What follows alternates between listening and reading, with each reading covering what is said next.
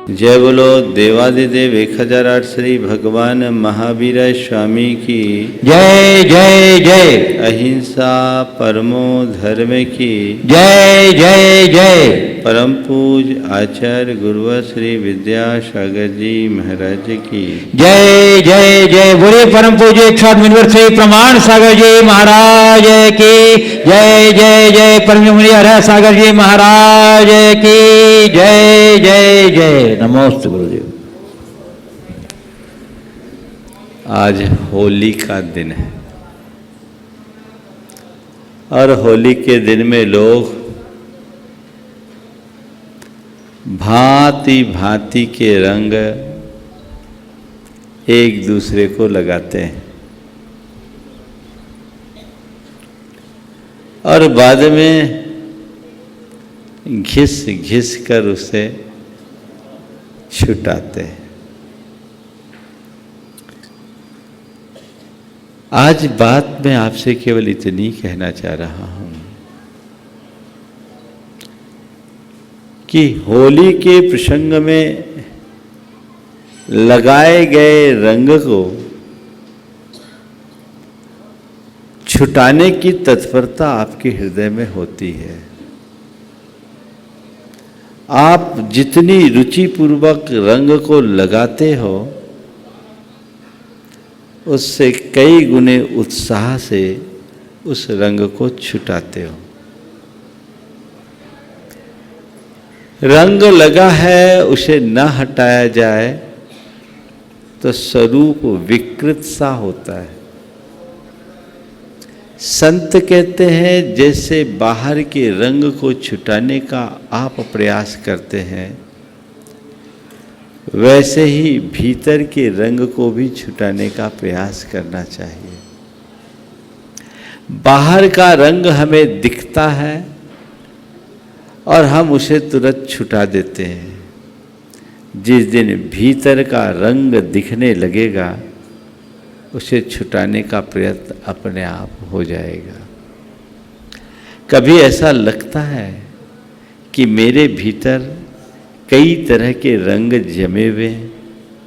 जन्म जन्मांतरों से हमारे चित्त और चेतना में विकृतियों के ऐसे रंग जमे हैं जिसने हमारे स्वरूप को विकृत कर दिया है। रंग है जो स्वरूप को निखारता भी है और रंग है जो स्वरूप को बिगाड़ता भी है। अगर किसी वस्तु में कोई रंग सलीके से लगाया जाए तो उसका स्वरूप निखरता है और वही रंग अलग अलग धब्बे की तरह छोड़ दिया जाए, पोत दिया जाए तो वो विकृत हो जाता है। हमारे स्वरूप में भी ऐसे कई धब्बे हैं। जब तक उन धब्बों को हम दूर नहीं करते तब तक हम अपने अंतरंग के वास्तविक सौंदर्य को उद्घाटित भी नहीं कर सकते। वे धब्बे हैं काम के, क्रोध के, लोभ के, मोह के, राग के, द्वेष के, दर्प के, दंभ के।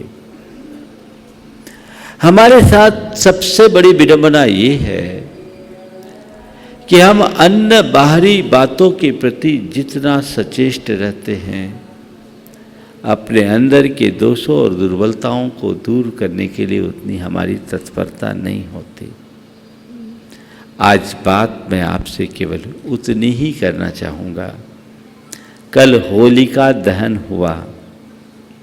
पूरे देश के लोगों ने अपने अपने तरीके से होलिका दहन की क्रिया की, पर मैं आपसे कहता हूँ बाहर की होलिका को जलाने से कुछ नहीं होगा।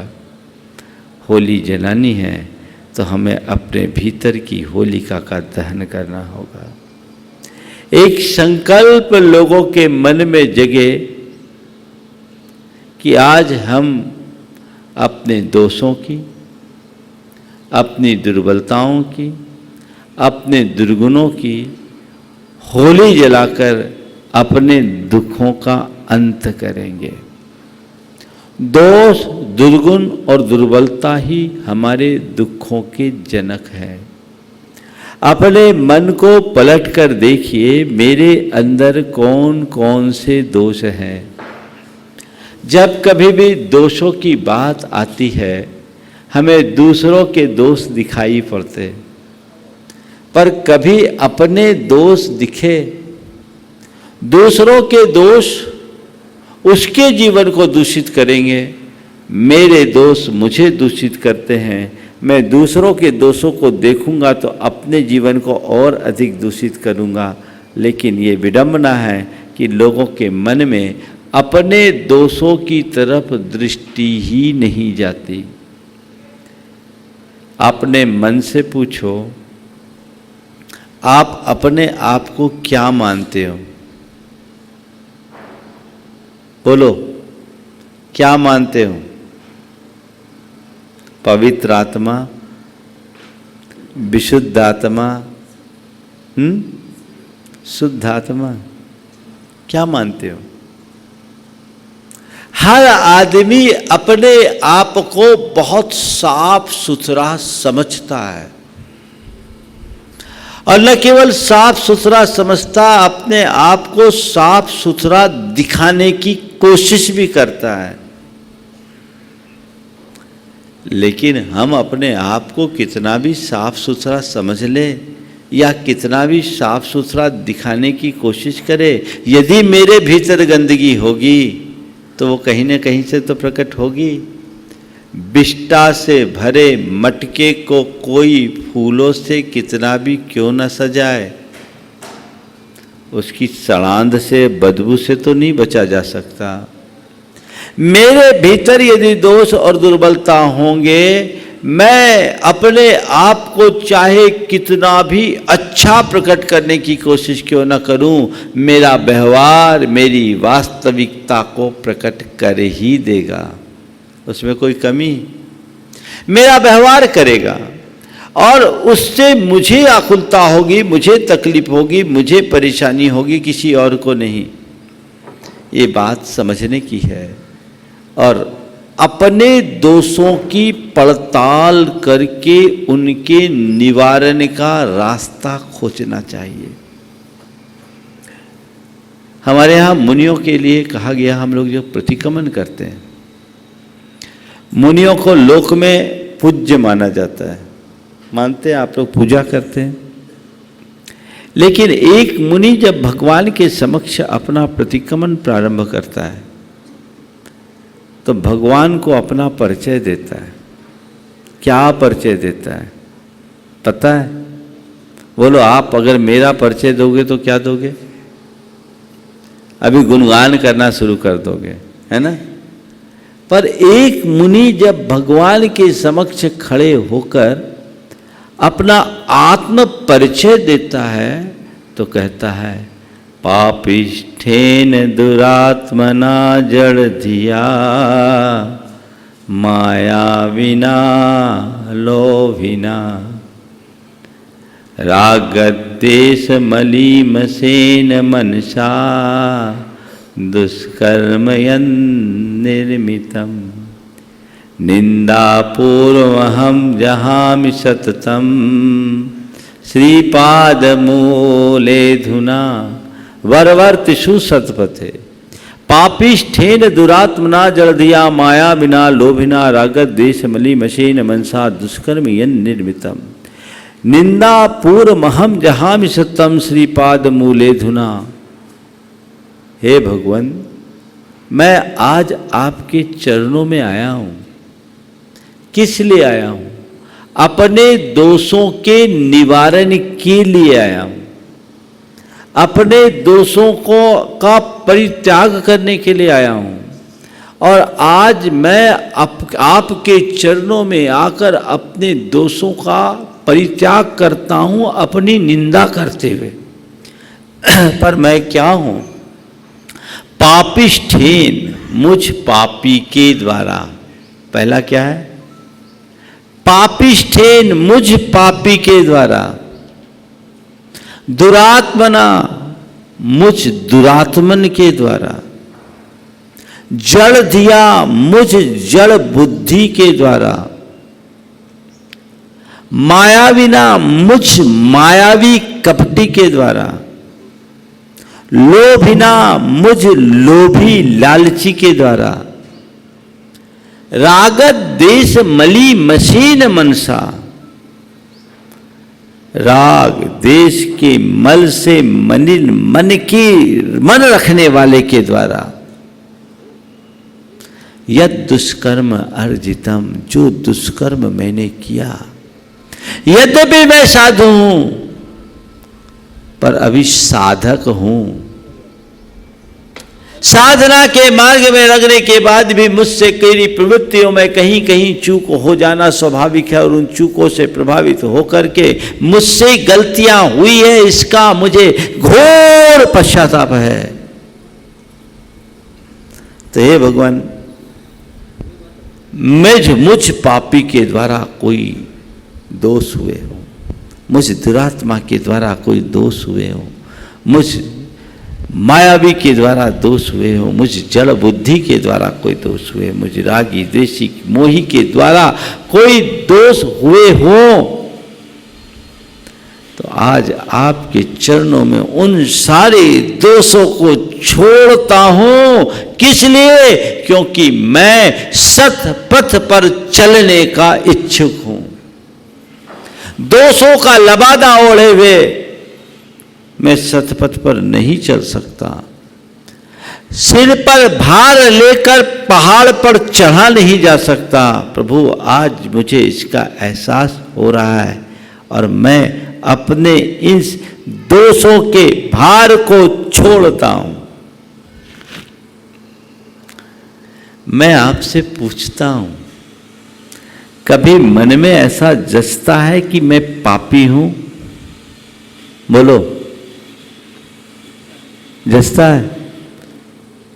आपको कोई पापी कह दे तो कैसा लगेगा? अच्छा लगेगा? हाँ, पापी कहोगे तो पाप प्रकट हो जाएगा, ये बोले क्रोध आ जाएगा, क्रोध ही तो पाप है, वो भीतर से प्रकट हो जाएगा। क्यों हो रहा है? आपको कोई धनी कहे तो अच्छा लगता है कि नहीं लगता है? अच्छा लगता है ना, ये बड़े धनी है, अच्छा लगेगा। और कोई बड़ा निर्धन हो, एकदम फकीर, उसको कोई धनी कहे तो उसे लगेगा ये मजाक है ना? कोई निर्धन हो, उसे कोई धनी कहे तो उसे लगेगा ये कैसा मजाक कर रहे हैं। पर थोड़ा धन हो, उसे धनी कहें तो वो गौरवान्वित महसूस करता है कि हाँ, मेरे पास धन है तो मैं धनी हूं।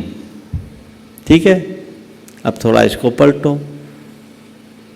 तुम्हारे पास पाप है, जीवन में पाप है, तो पापी कहने के बाद कोई अगर पापी कहे तो सुनने में संकोच क्यों? बोलो, जिसके पास पाप है उसे पापी कहने में संकोच क्यों? और यदि तुम्हारे पास धर्म नहीं है तो धर्मी कहलाने में गर्व क्यों? चलो एक सवाल करता हूं आप लोगों से, अपने आप को क्या मानते हो, धर्मी या पापी? हाँ, क्या मानते हो? जोर से बोलो। पापी? तो धर्म करना शुरू कर दो। अगर अपने आप को पापी मानते हो तो धर्म करना शुरू कर दो, और यदि अपने आप को धर्मी मानते हो तो पाप करना बंद कर दो। बस इतना ही तो करना है, इतना ही करना है ना। अगर पापी मानते हो तो धर्म करना शुरू करो, इसी से तरोगे। और धर्मी मानते हो तो पाप करना बंद करो। कोशिश हमारी यही होनी चाहिए कि मैं अपने दोषों पर नियंत्रण रख सकूं, दुर्बलताओं को नियंत्रित कर सकूं, जीवन के पथ को प्रशस्त कर सकूं। जितना दोष बढ़ेगा जीवन उतना बोझिल होगा, और जितने दोषों को हम नष्ट करेंगे जीवन में उतना ही निखार आएगा। तो जीवन में निखार आना चाहिए, दोषों को दूर करने का प्रयास करना चाहिए। कोई भी दोष या दुर्बलता हमारे अंदर हावी होगी तो अंततः वह हमारे जीवन को खराब ही करेगी, विकृत करेगी। तो एक संकल्प लीजिए कि आज से 4 बातें आपको करना है। दुखों का अंत करने के लिए 3 चीजें करें तो दुख अपने आप दूर हो जाएंगे। पहला, दोषों को दूर करना है। अब महाराज, दोषों को दूर करने की प्रेरणा जब आप लोग देते हो तो अच्छा लगता है, पर ये तो बताइए कि दोषों को दूर करे कैसे। तो सबसे पहला चरण, अपने दोषों को पहचानिए। मेरी बुराई को मैं जितनी आसानी से पहचान सकता हूं, कोई दूसरा नहीं पहचान सकता। मेरे अंदर कौन कौन से दोष हैं उन्हें पहचानिए। एक पल के लिए आंखें बंद करिए सब लोग। आज मैं दूसरी दिशा में ले जाऊंगा। आंखें बंद कीजिए और कुछ पल अपने अंदर झांकिए और देखिए कि मेरे अंदर सबसे बड़ा दोष क्या है। सबसे बड़ा दोष, कोई ना कोई दोष तो होगा, और जो भी दोष आपके मानस में गूंज रहा है उसे अंकित कीजिए। जैसे किसी व्यक्ति के अंदर मान लो गुस्सा करने की प्रवृत्ति ज्यादा हो, ये एक दोष है ना। आप उसे चिन्हित कीजिए, पहला काम। दूसरा काम, उस दोष को दूर करने का संकल्प लीजिए। व्यक्तित्व के विकास के लिए बहुत ही उपयोगी सूत्र है। जो मेरे दोष हैं पहले मैं उन्हें पहचानूं, चिन्हित करूं, फिर दूसरे चरण में उस दोष को नष्ट करने के लिए संकल्पित हों, ठान लूं कि ये मुझे करना ही है। और तीसरी बात, उन दोषों को दूर करने के लिए कोई विधायक वाक्य को आत्म सुझाव के रूप में बार बार दोहराएं। जैसे गुस्सा मेरा दोष है, तो उस गुस्से को कम करने के लिए मुझे गुस्सा नहीं करना, ऐसा नहीं बोलना। विधायक, मुझे शांत रहना है, मुझे शांत रहना है, मुझे शांत रहना है। इसे बार बार बार बार दोहराइए और विधायक वाक्य है, इसकी धुन में रम जाइए। ये सरावगी जी इसके उदाहरण है। नियमित भावना योग कर रहे और बहुत बड़ा बदलाव उन्होंने अपने जीवन में घटित किया।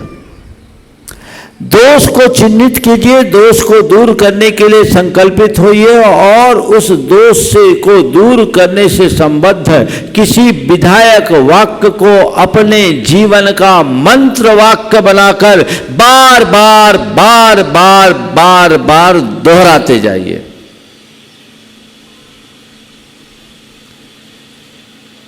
और चौथे चरण में अपने दोषों की समीक्षा करना शुरू कीजिए कि मेरा दोष कुछ कम हुआ है या नहीं। इन 4 चरण में आप चलेंगे और एक एक दोष को साथ लेकर के चलोगे तो बहुत अल्प समय में भी आप धीरे धीरे अपने दोषों को दूर करने में समर्थ हो सकेंगे। दोष और दुर्बलता 2 अलग अलग चीज है।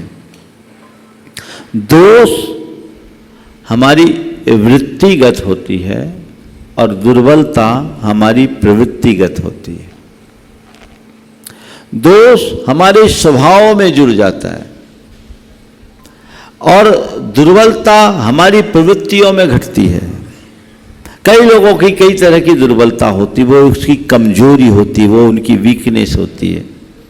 जैसे दूसरों की बुराई करने की आदत, बीच में बोलने की आदत, गाली देने की आदत, अपशब्द कहने की आदत, काम को लटका कर रखने की आदत, जिम्मेदारी न संभालने की आदत, ये अलग अलग लोगों को अलग अलग तरह की ये सब दुर्बलताएं हैं। इन दुर्बलताओं को भी इसी तरह चिन्हित कीजिए, उन्हें दूर करने का संकल्प लीजिए, उसके लिए वही विधायक वाक्य को बार बार दोहराइए और धीरे धीरे उसकी समीक्षा कीजिए, आपकी दुर्बलता दूर होगी। एक भाई बहुत हड़बड़ी करने वाले थे, वो दुर्बलता थी, हर काम में हड़बड़ हड़बड़।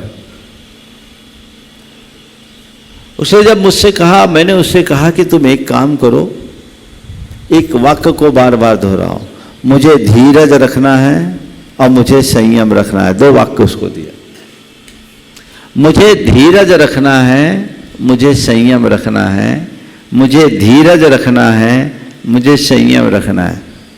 आप सुनकर के आश्चर्य करेंगे, उस व्यक्ति ने उसका पूरी तरह अनुकरण किया और आज वो कहता है, महाराज मैं पहले जितना उतावला और हड़बड़ी करने वाला था, आज उतना ही गंभीर और धैर्यवान हो गया हूं। ये सब धर्म का व्यवहारिक रूप है। आप 4 पूजा करने के लिए उत्साहित हो जाओगे, आप व्रत उपवास करने के लिए तत्पर हो जाओगे, आप दान करने में उदारता दिखा दोगे, लेकिन अपने जीवन के रूपांतरण के लिए संकल्पित क्यों नहीं होते? उनसे तो थोड़ा बहुत पुण्य होगा, वो भी तब जब अंतर्मन से करोगे, लेकिन ऐसा करोगे तो तुम्हारा जीवन ही पुण्य बनेगा। दुर्बलताओं को दूर करने का संकल्प और तदनुरूप पुरुषार्थ निरंतर बना करके चलिए, जीवन में आमूल चूल परिवर्तन घटित होगा और वो हमारे जीवन को धन्य कर देगा। ऐसा प्रयास होना चाहिए। तो दोष, दुर्बलता और फिर है दुर्गुण। दुर्गुण यानी खोटी लत, गंदी आदत। कई लोगों में कई तरह के दुर्गुण होते हैं। कई हैं जिनके अंदर दुर्गुण है, सुबह होते ही मुंह में गुटखा चाहिए, उसके बिना काम ही नहीं चलता। हाँ, ये व्यसन, बुराई, ये दुर्गुण है जो घुन की तरह हमारे जीवन को खत्म करता है, लील जाता है। इन दुर्गुणों के लिए भी हमें यही भाव रखना चाहिए। जो लोग इस तरह की दोषों, दुर्बलताओं और दुर्गुणों के शिकार हो जाते हैं, उनकी हालत बहुत खराब होती है। उनसे अपने आप को निकाल नहीं पाते। एक भाई मेरे पास आया, उसकी धर्मपत्नी ने शिकायत की कि महाराज इनका गुटखा छुड़वा दो। धर्मपत्नी ने शिकायत की कि महाराज जी इनका गुटखा छुड़वा दो। उसने कहा महाराज इसको छोड़ सकता हूं, गुटखा नहीं छोड़ सकता। पत्नी को छोड़ने को तैयार है, गुटखा नहीं छोड़ सकता। मैं आपको बताऊं, ये गुलामी है। मानसिकता बदलनी चाहिए। मनुष्य के लिए कुछ भी असंभव नहीं है यदि वो ठान ले। जो मुझे करना है तो बस करना है, करके ही रहना है, ऐसा संकल्प होना चाहिए। हाँ, वो हो जाएगी आहुति, तैयारी चल रही है। ठान लो, एक बार संकल्प लिया, अंतरात्मा जाग जाए तो असंभव नहीं है। बस दिक्कत कब होती है? जब मनुष्य अपने मन को कमजोर बना लेता है। मन की दुर्बलता उसे कहीं कुछ करने नहीं देती, वो गुलामी से जकड़ देती। वो अपनी क्षमता को नहीं पहचान पाता। एक जगह एक हाथी बंधा था और हाथी के पांव में एक साधारण सी रस्सी थी, कोई सांकल नहीं। एक पढ़े लिखे युवक ने देखा, उसे बड़ा आश्चर्य हुआ। उसने कहा, हाथी इतना बलशाली प्राणी, इसको साधारण सी रस्सी से तुम बांधे हो, एक झटके में तोड़ देगा और उत्पात भी मचा सकता है। महावत ने कहा, ऐसा नहीं करेगा। महावत ने कहा, ऐसा नहीं करेगा। बोले क्यों? बोले इसकी आदत हो गई, इसकी आदत हो गई। बोले क्या? बोले ये हाथी जब बच्चा था तब उसे इसी रस्से से बांधा जाता था, और बचपन में जब इसे रस्से से बांधते थे, उस रस्से को तोड़ने की कोशिश करता था, पर उसकी ताकत कम थी, रस्सा मजबूत होता था, तो फिर वो रस्सा टूट नहीं पाता। कुछ दिन उसने रस्से को तोड़ने की कोशिश की, और रस्सा को तोड़ते तोड़ते जब दिखा कि अब रस्सा टूटता नहीं है, तो उसने छोड़ दिया। अब ये रस्सा तोड़ने का प्रयास ही नहीं करता। अगर प्रयास कर ले तो एक झटके में रस्सा टूट सकता है।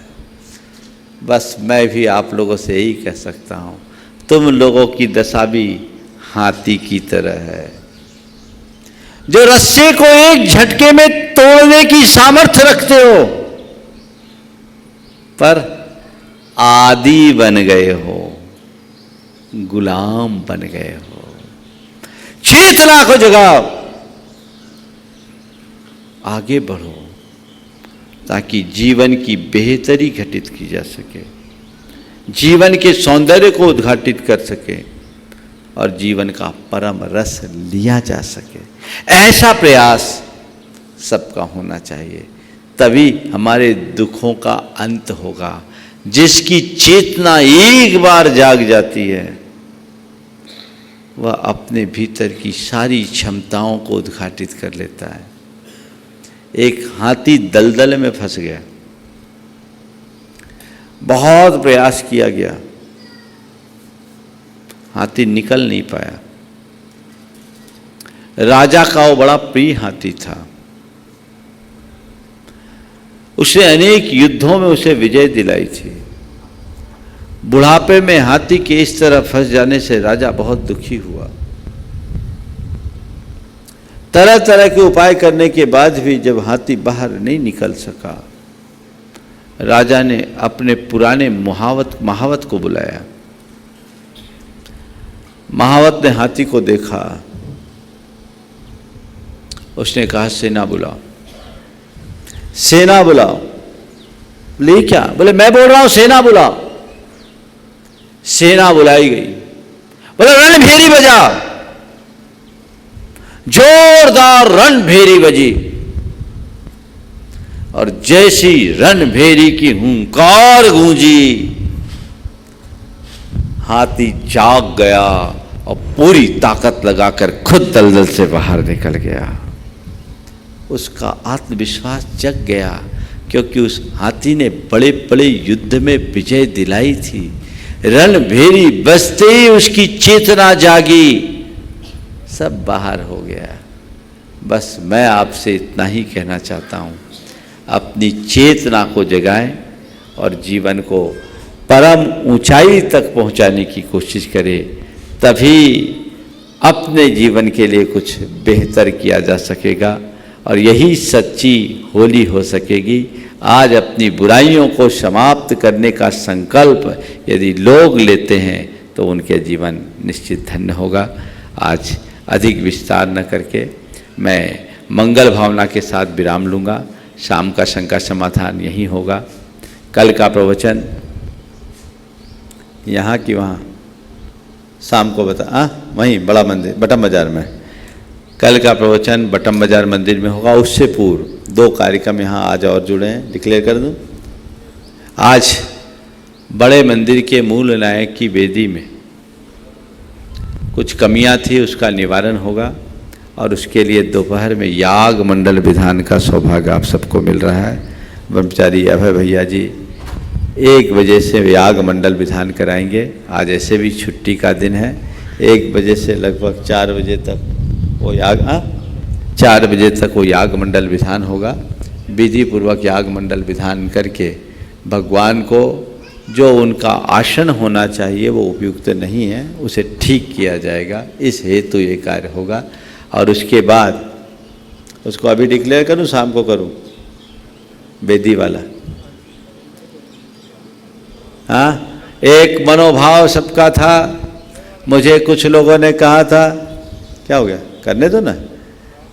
हाँ, शाम को फिर हो जाएगा, लोग घर में भी तो सुन ही रहे होंगे। तो लोगों ने मुझसे कहा था, महाराज जी, खासकर महिलाओं ने कहा था, सब वेदियों में हमने चांदी का पूरा पृष्ठभाग लगा दिया, मूल वेदी में अभी वो नहीं हो पाया। मेरे मुंह से निकला, मूल वेदी में वो क्या, पूरी वेदी चांदी की बन जाए, इसमें क्या बुराई है। आज मुझे बहुत प्रसन्नता है कि यहाँ की समाज ने बड़े मंदिर के मूल नायक की वेदी को चांदी से जड़ने का संकल्प लिया है। उसकी योजना बनेगी और उसके लिए जिसको भी मन बनाना है, शाम के सभा में उसकी घोषणा होगी। जो भी जितना देना चाहते हैं वो अपनी ओर से दे। कितनी चांदी लगेगी उसका तो अभी आकलन होगा, लेकिन काफ़ी ज़्यादा मात्रा में चांदी लगनी है। और एक ऐसी भव्य वेदी बनाओ, हजारीबाग का सबसे मूल मंदिर और सबसे पुरानी वेदी है, इसे अच्छा स्वरूप मिलना चाहिए।